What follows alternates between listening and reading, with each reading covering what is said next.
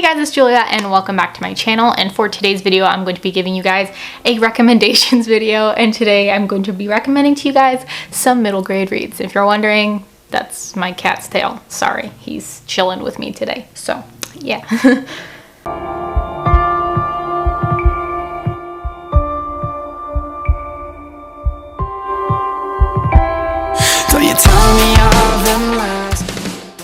So first up I have here is The Isle of the Lost and The Return to the Isle of the Lost by Melissa de la Cruz. These are really fun, light reads. They're super quick. I enjoyed them when I read them. They were just really fun and light. Like, they're not to be really critically critiqued, but they're a lot of fun, and they're basically about Disney's villains, kids living on an island. And yeah, it's a lot of fun. We follow the villains, so we follow Mal, we follow Mal, Maleficent, who is Maleficent's daughter. We follow Evie, who is the Evil Queen's daughter. We follow Jay, who is Jafar's son, and Carlos, who is Cruella de Vil's son. And yeah, their parents are the villains, and it's all about the kids and what's going on with them. So the series was super fun, and I would suggest it. It's a really light read, and if you're a fan of Disney or you like villains, or you just like those kind of reads, I would definitely suggest it. It's a lot of fun. Two that kind of go together are two Neil Gaiman books. These are some of my favorite by him. First up, I have Coraline, which you gotta love this story. You gotta read this. Basically, it's about a young girl who finds a door to another world that is very similar to her own, but her parents kind of have button eyes and they just operate a little bit differently. So that's what this story's about. Pretty creepy. I enjoyed it a lot. It just has a nice, an interesting story to it. I don't know. And I would suggest also listening to them on audiobook because they're a lot of fun, because usually Neil Gaiman narrates his own audiobooks, which are always fun. And I recently watched the movie for Coraline too, and I really liked it. And yeah, the book wasn't too creepy for me. I could see why it was creepy for people, but I thought the movie was a little bit creepier. But I don't know. It's a good read. I would still suggest it either way. Then next up I have The Graveyard Book, which is so far my favorite by Neil Gaiman. You just gotta read a Neil Gaiman because the writing is so good. This is about a boy named Nobody Owens who is born in a graveyard, and he's raised by ghosts. And it's a lot of fun. There's murder, like his family was murdered and stuff, and he's worried that if he leaves the graveyard, then the same person who murdered his family is gonna come after him.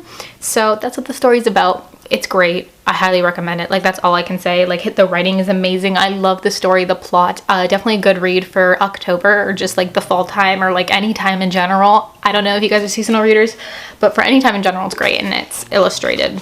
At least I thought it was. Guess not. No, never mind. It's not illustrated. Never mind. Oh, there's one. Me. Here I have George by Alex Gino. This book is so special. It's about a girl named George who, on the outside, she appears to be a boy, but inside she knows she's a girl, so she's transgender, and it's about her experience, and she wants to play Charlotte in the play of Charlotte's Web, and her teacher won't let her because she looks like a dude and things like that. So it's about her coming to terms with stuff and understanding stuff at a young age and trying to figure it out, and it's just so good. I loved it so much. So touching. A great read, especially, like, I think that should be required reading in schools. Like, yes please, schools, make it required reading because it's great. Next up here I have a recent read, and that is The One and Only Ivan from Applegate. This story is basically about a mall, and this gorilla lives in the mall named Ivan, and he's just like, people see a sign of him outside the mall and they're like, oh my god, let's go see this gorilla. And he narrates the story for us. So he's in this mall, and it's about him, and he can paint and draw, and he has friends in there. So a dog named Jack, and a elephant named Stella, and a new elephant comes in to the mall to be with them. And there's people who always go visit him, but there's this one girl that's always kind of with them every day and goes to visit Ivan every day, and she ends up making a bigger impact on their lives than she probably ever thought she would, and that Ivan never expected. So it's just a fantastic story. It's like, the other elephant was named Ruby, and it was just the cutest, most touching story ever. I read it so quickly and I devoured it, and the font is huge. Like, you can read this so fast. Like, pick this up.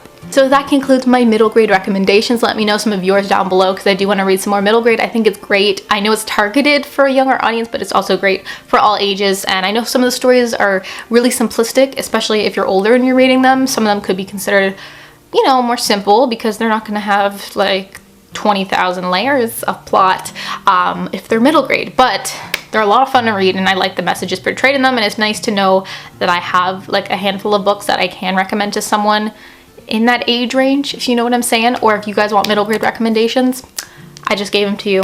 Yes. So let me know some of your recommendations down below, and let me know what you thought of this video. I'll see you all very soon with a new video. Bye!